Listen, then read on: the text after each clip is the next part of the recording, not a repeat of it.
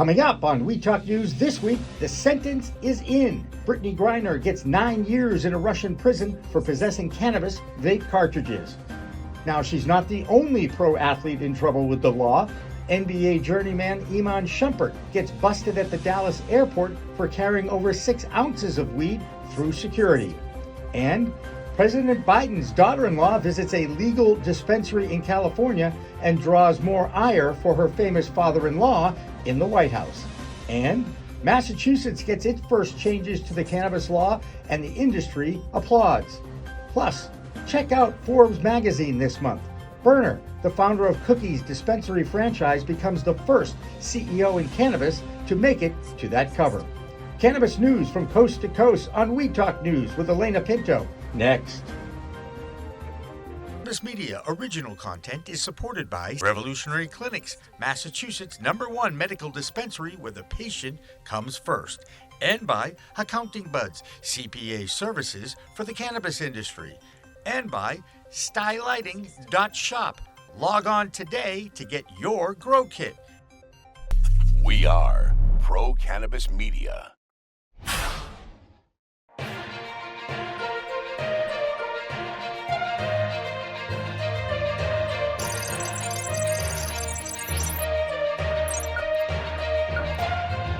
Hi, everyone. I'm Alaina Pinto for Pro Cannabis Media, and welcome to Weed Talk News. Our top story this week is an unfortunate one, as WNBA star Brittney Griner has been sentenced by a Russian court to 9 years of jail time and a huge fine on top of that for a charge of drug smuggling. Griner was arrested with less than 1 gram of cannabis oil in her luggage at a Moscow airport back in February. U.S. Secretary of State Antony Blinken has condemned the sentencing, and Griner's defense team has assured they'll appeal.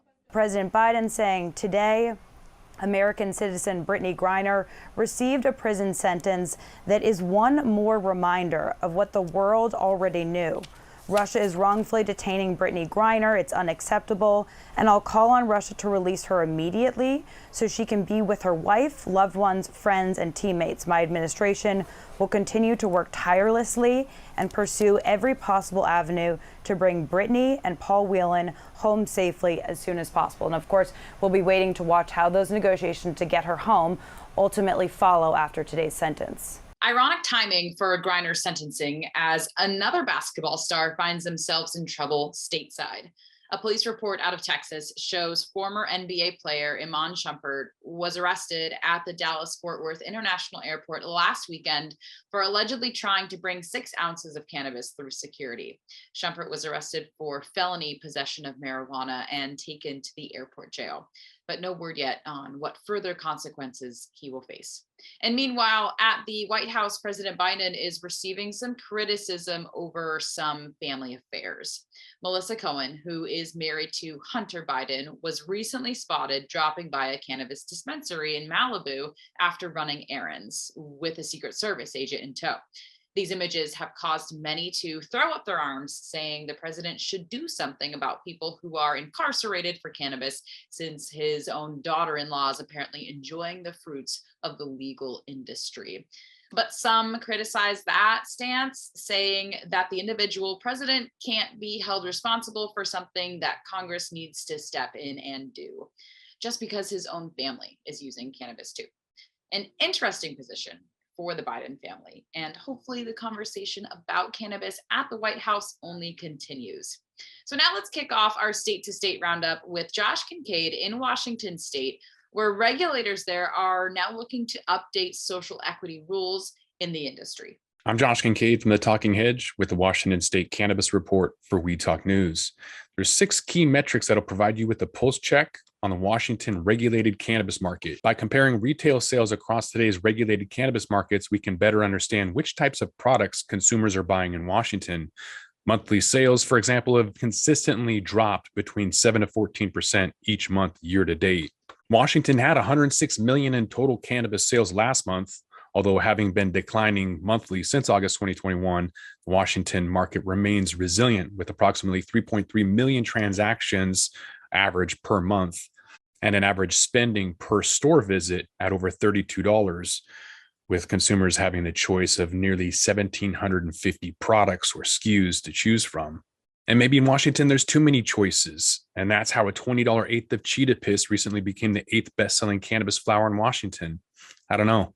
But next week, you're going to find out more about Washington State's cannabis scene. But with that, we're going to have to roll up this Washington State Cannabis Report. I'm Josh Kincaid from the Talking Heads, reporting for We Talk News. Don't forget to like, share, and subscribe, or don't, and I'm out. A group of lawmakers in New Jersey are riding high on the coattails of some recent cannabis research. According to the study conducted by the Lancet Psychiatry, researchers found people with cannabis-related psychosis are much more likely to have been using products containing high levels of THC with an increased likelihood of addiction. Because cannabis in New Jersey is legal, legislators from the state's 10th district claim minors now have easier access to a, quote, harmful substance, and that there will be greater need for law enforcement. All of this while neglecting to note that studying cannabis is still illegal under Schedule 1, and we haven't seen any other studies to back this up yet. Now, here's Jill Goldsberry with more from New Jersey this week.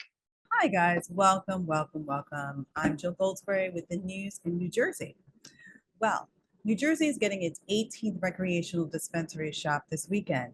Verano Zen Leaf in Neptune Township has opened up officially on Route 66 this Friday and will become, like I said, New Jersey's 18th store offering adult legalized marijuana. The store will offer free food and giveaways and free gifts to customers during the ribbon cutting ceremony, which happened this morning at 7:30 a.m.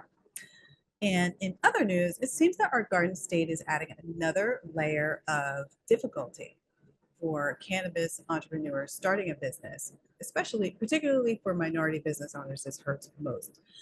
It's been over a year now since the state has legalized the plant, and just a few months since it's been legal for recreational use.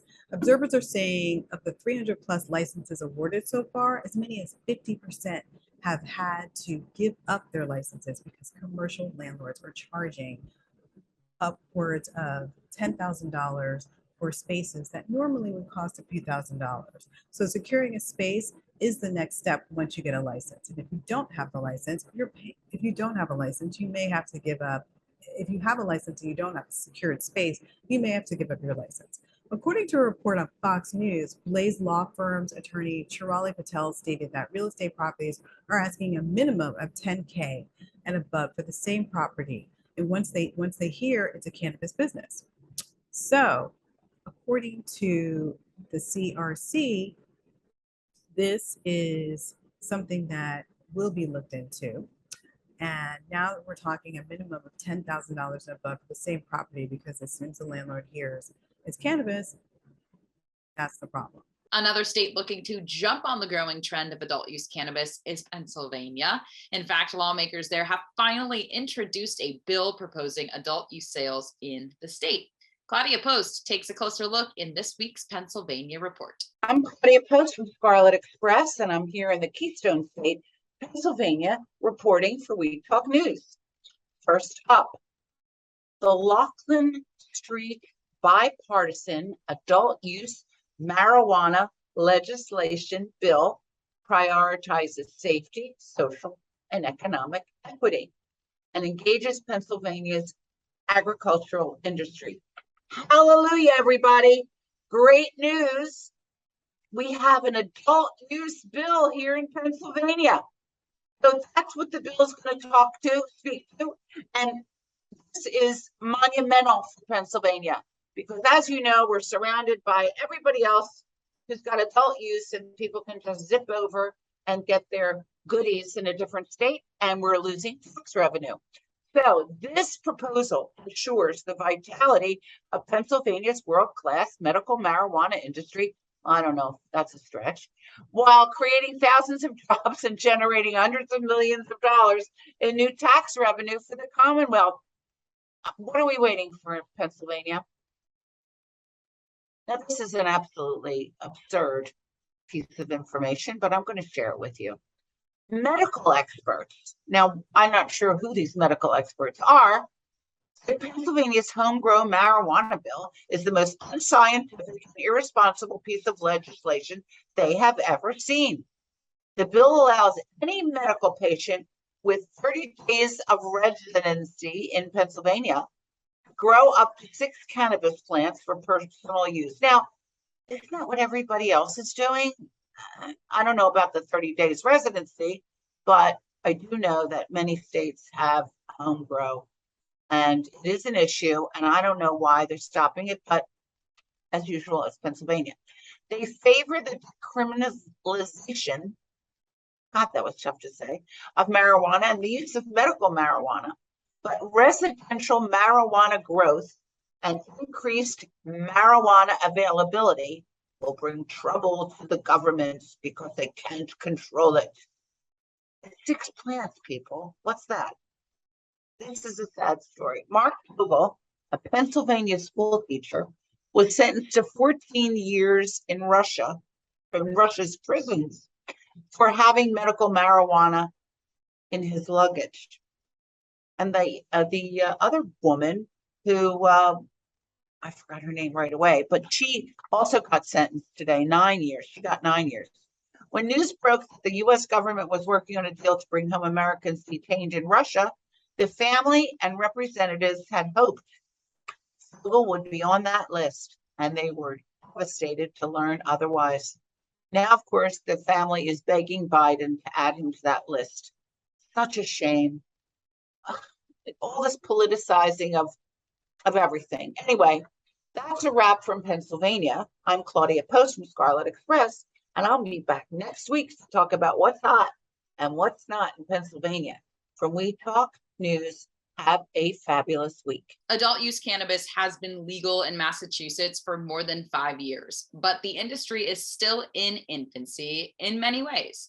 Well, this week, lawmakers approved significant changes to the state's booming industry, a move that has advocates and entrepreneurs rejoicing. We Talk News producer Tori Chamberlain breaks it all down in this week's Massachusetts report. Hey guys, so Massachusetts lawmakers passed some major changes this week to the Bay State's cannabis laws. And that may sound a little scary, but it's actually looking like these are going to be good changes that the industry is welcoming with open arms. So what does it entail? First of all, the bill passed this week is going to crack down on those steep local fees that are charged to cannabis operators. This is going to be huge for small businesses. Many Massachusetts business owners say that they've dealt with a really difficult process to get approved at the municipal level. So this is going to cut down on how difficult that process is, open more doors for even more business owners. Additionally, there's simply not enough institutional financing right now to help certain applicants in the Bay State when they're looking to open a cannabis business. So this is just going to make the barrier to entry a lot easier, and it's going to prevent a corporate takeover of cannabis across this state. Also, the new legislation is going to direct 15% of the state's excise tax from recreational sales into a fund for disenfranchised cannabis entrepreneurs. So these are people that may be affected by the things we just mentioned: tough barriers to entry, over-regulation or over-taxation. The state is now going to take 15% of all the money from the state excise tax and put that directly into a fund to help these entrepreneurs. So that's huge, especially for people of color who are looking to break into the industry. The bill is also going to make it easier to wipe cannabis convictions from someone's record. That's a good thing, right? And it's also going to greenlight a pilot program for cannabis cafes right here in Massachusetts, which is going to make the Bay State just the latest of a number of states that are looking to put cannabis lounges into their public spaces. So Governor Charlie Baker has signaled that he is going to sign this bill with all these changes to Massachusetts cannabis law. So hopefully we'll start to see the impacts of all of these tremendous changes. But for now, that's it from the Bay State this week. I'm Tori Chamberlain. Bay State Cannabis Report is supported by Holyoke Cannabis, Holyoke's finest cannabis recreational experience.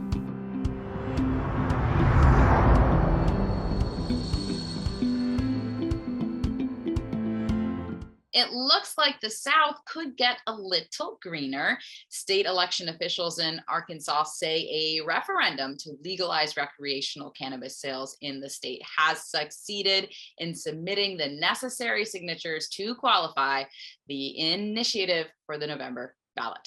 Meanwhile, voters in Missouri are looking to go beyond medical cannabis by adding adult use sales and consumption to their ballot.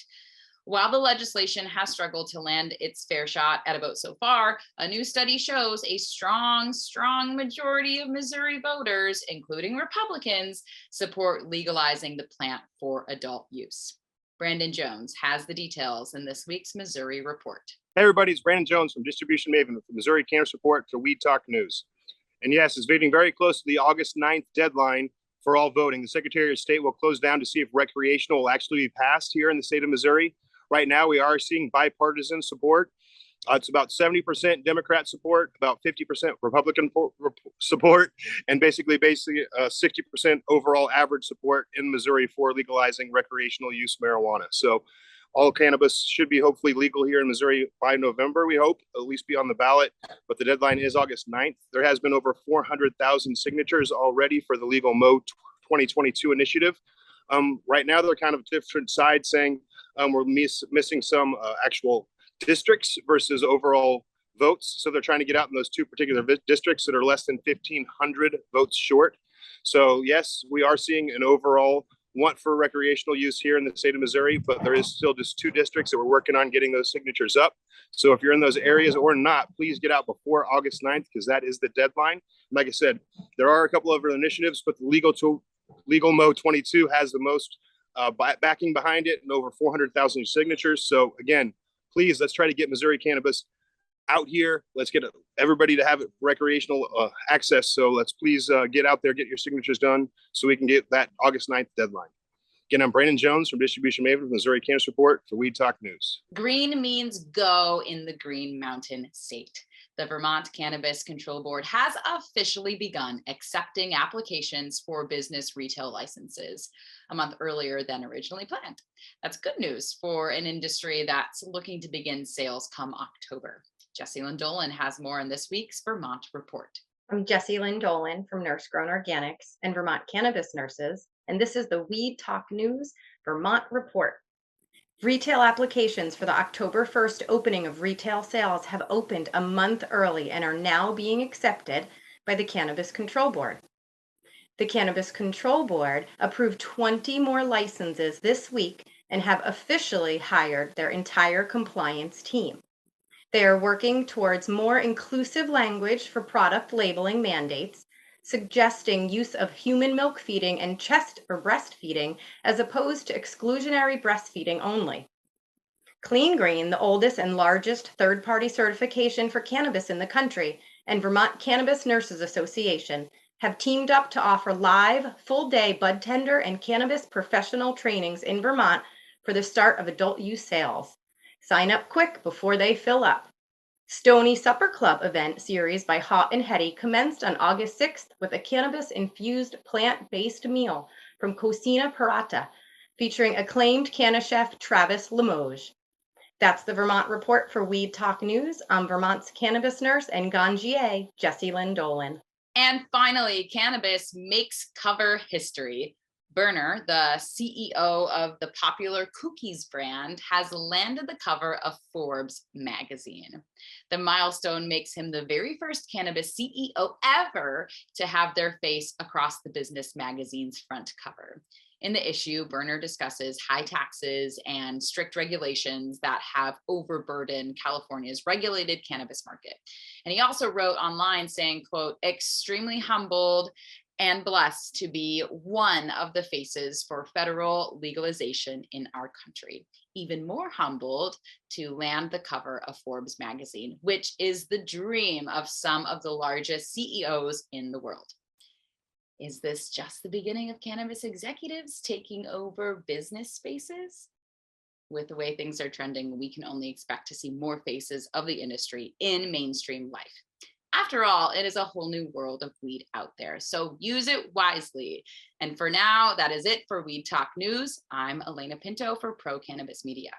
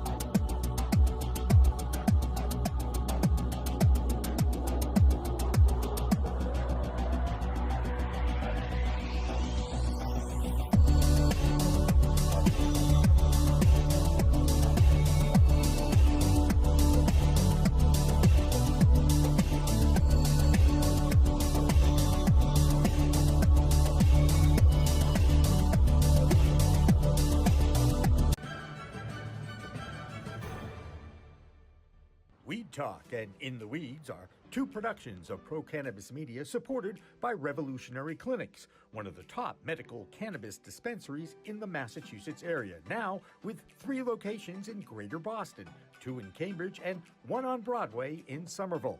Rev Clinics has a patient-first mission. They will customize your needs as a medical patient with the proper titration and combination of strains, flavors, and products. Rev Clinics, where the patient comes first.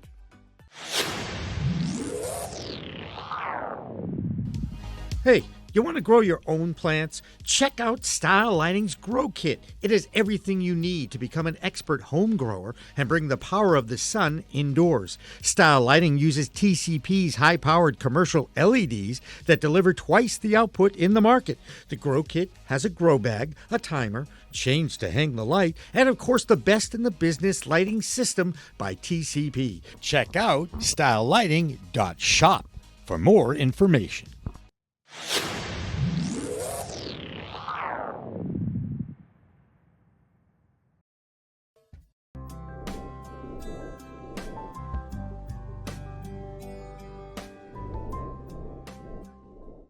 Pro Cannabis Media programming is available live and on demand on our Facebook page at Pro Canna Media, on Instagram at Pro Cannabis Media, on LinkedIn also at Pro Cannabis Media, on YouTube and YouTube Live on Pro Cannabis Media, Twitter at Pro Canna Media, and on twitch.tv/Pro Cannabis Media. So like, share, and subscribe to all of our content, newsletters, and shows live or on demand. We are Pro Cannabis Media.